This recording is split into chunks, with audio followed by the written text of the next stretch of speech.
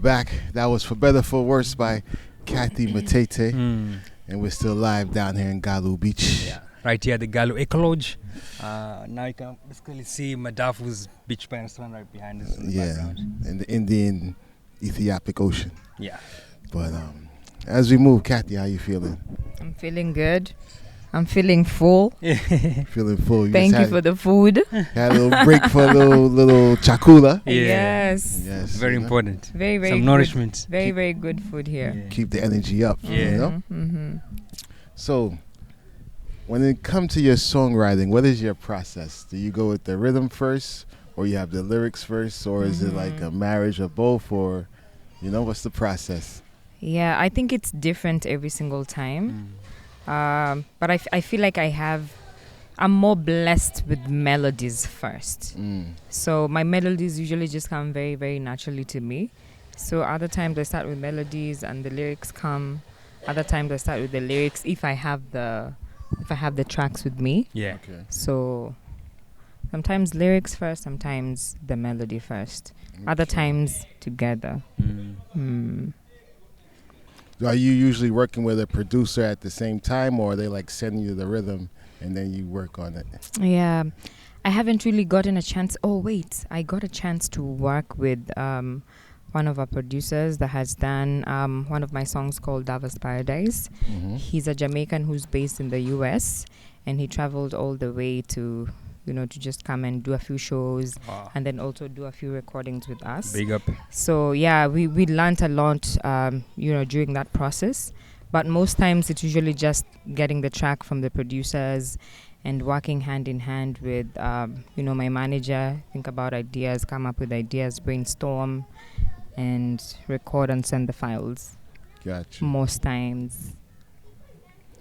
So you've performed in Europe and quite a big festivals in Nairobi and some shows here in Diani. So out of those shows, tell us what you think is the most memorable moment from those shows. Or two. Oh, two. Yeah, two. You have to just choose one. Choosing one might be hard. Give us two. Maybe one in Europe and one in Kenya. Maybe I'll give you two. Yeah, I'll give you two. One was a unique experience here. We did a dub show here with TPI Grade, which was really, really memorable because I learned so much from that experience. Nice. And then definitely my European tour. We did a show in Austria. Okay. At the Hill Vibes Festival. Big up Florian from Hill Vibes. And the show was epic. I just feel like there's just so much,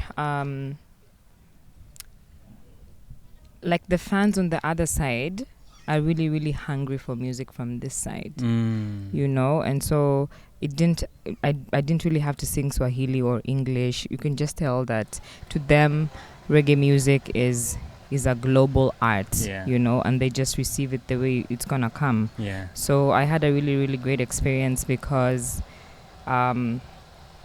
the fan base and the audience was just vibing to the music. It didn't really matter if I was singing in Swahili or not, but it really resonated with them. Yeah. So that was definitely a unique experience for me. Nice. Yeah. Do you feel like, I feel like the narrative has always been, do this type of music that's globally consumed, and then from there it's gonna take off and everything's gonna be okay. But during that time when you're having this audience connect with your music, like what was that kind of reminder of saying like, okay, now this is breaking everything that I've known, I've been told about making music. Yeah. I feel like there's an audience that is out there that is really waiting. It doesn't really mean that reggae music is just Jamaican music. Reggae is international. Reggae is global, and it doesn't matter where it's coming from. So it was a blessing to see the audience really jump to our music and just connect with us so much. Even after the show, you can tell that these people are so drawn to you. They will come to you and tell you, that was a great show. Oh my God, what are your handles? Can I have your number? Can we take pictures? Yeah. So it's just a blessing to see the reach that the music has, on an international audience as well. Yeah.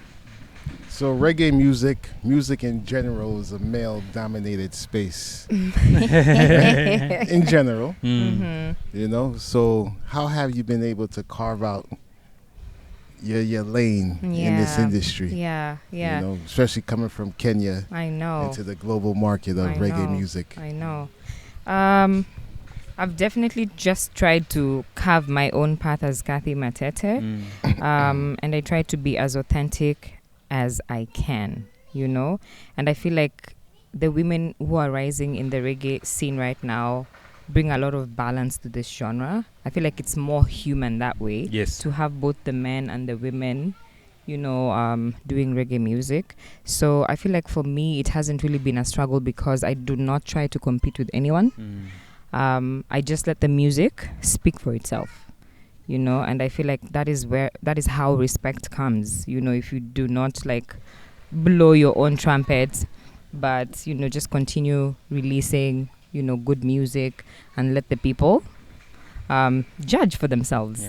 Gravitate towards it. Exactly. So what advice would you have for young female artists who are trying to come up in the game?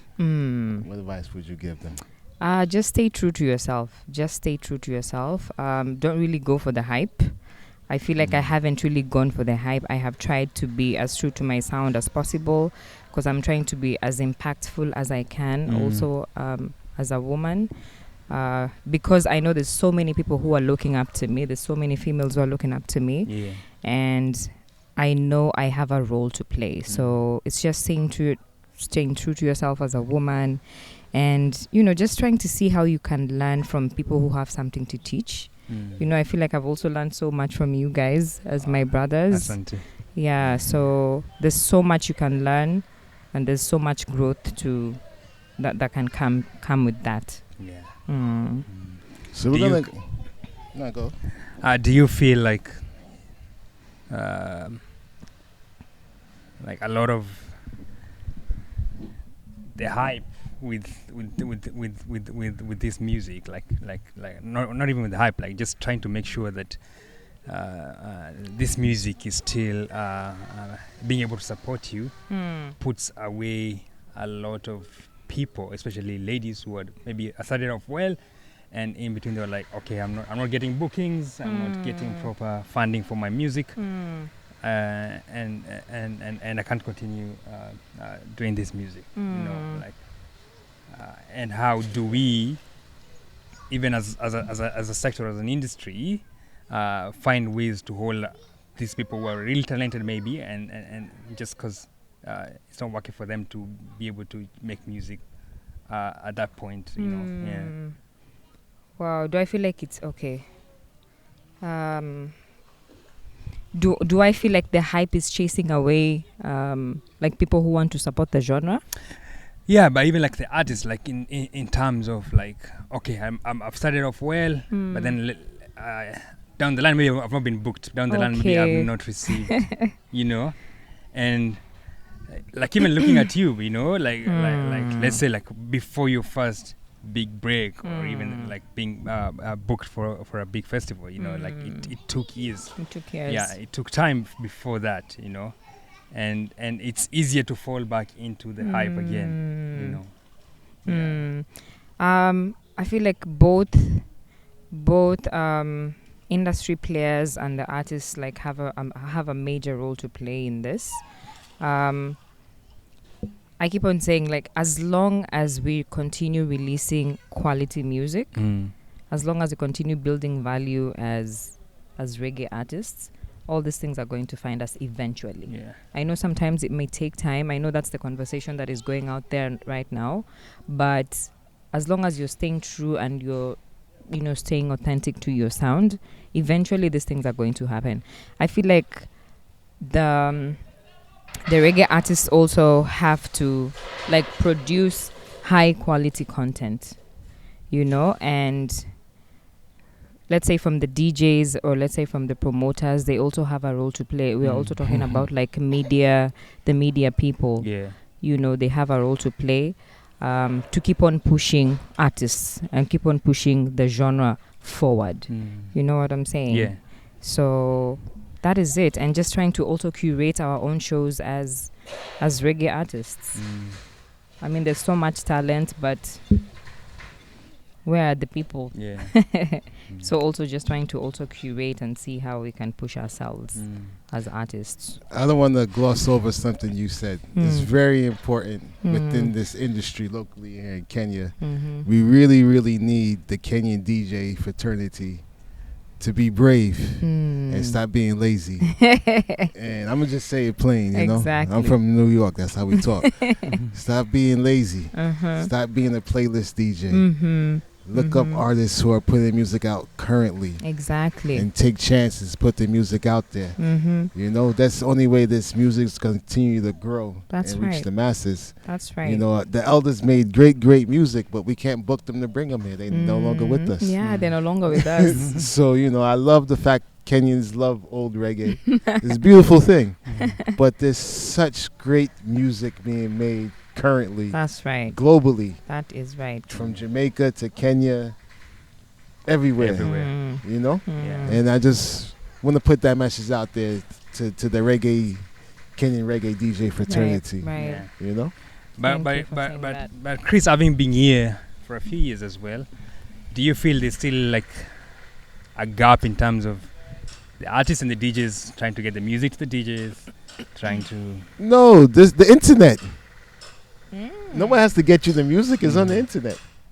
It's up to you now to say, okay, I like this song, so I'm going to play it tonight in my set. Okay. I like these 10 songs, put it in my set tonight. Instead of just going to the club and playing your regular routine, but when you're home in your house, you're playing the other songs. You know what I'm saying? Facts. Nah, no one has to get you anything. It's out there. It's global. It's internet technology. Yeah. You got every song ever made in your hand.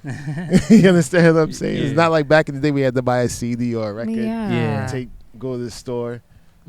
Everything is within Everything reach. is right here. Yeah. Got Wi-Fi connection, good data plan from Safaricom, Airtel. Download the tracks. Exactly. Reggae night, wherever you at in Nairobi, Mombasa, wherever you're playing. Yeah. Put the music on. I agree. You know? I but agree. Anyway, let's go to the next track. Yeah. Let's get to the next video. I'm sorry. So what video you want to do next? Yeah. Next, let's do Never Leave Me Alone. Never Leave Me Alone. Give us a little story background on this track. On this track? Yeah. So, you want the longer version or the shorter version? I mean, let's get give us a version somewhere in between. So growing up, I used to listen to Apis a lot. Okay. And I was just, one day I was in a matatu and I was like, oh my goodness, like who is this artist? You know, with matatu culture, they used to play a lot of rhythms back in the day. We never used to have like access to the internet back then. But now, you know, we can access. But like back in the day, it's just, it's either you get into a matatu to listen to these rhythms or you just, you know, you miss out. So I heard him play one time and I was like, oh my God, I would love to work with this artist.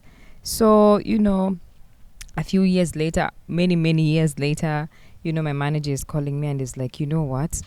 We have a feature with Apis. And I'm like, oh my goodness. I cannot even believe. In fact, I was even shaking. Nice. Dream country. I know. So we got the link and we did the song. We actually had to travel to Uganda to shoot the song with him in Entebbe. And it was such a nice experience because he was such a humble human being. He invited us to his house. Wow. You know, we talked for hours and hours. He played us a lot of songs, you know. So it was a blessing. And that's the story behind the song. Okay. And I love telling it. So here's Never Leave Me Alone. Pwani Viungo. That Coastal Spice. Everything nice.